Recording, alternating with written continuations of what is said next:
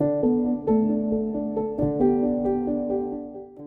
this video, we will show you how to secure a wall shelf by using the French Cleat mounting system.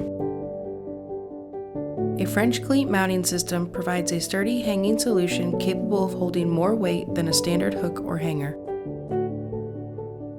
It also provides a clean, hidden design while eliminating the need to hold your heavy shelf for a long period of time during install.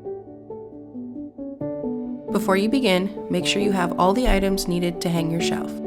You will need a tape measure, level, pencil, hardware, drill, cleat, and the shelf.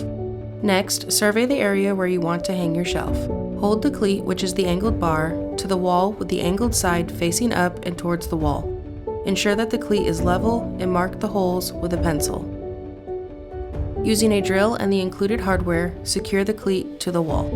Lift the shelf over the cleat, finding the track on the back of the shelf. Simply slip the shelf onto the cleat. You have now successfully mounted your shelf using the French Cleat mounting system and are ready to display your items and create a home like no other.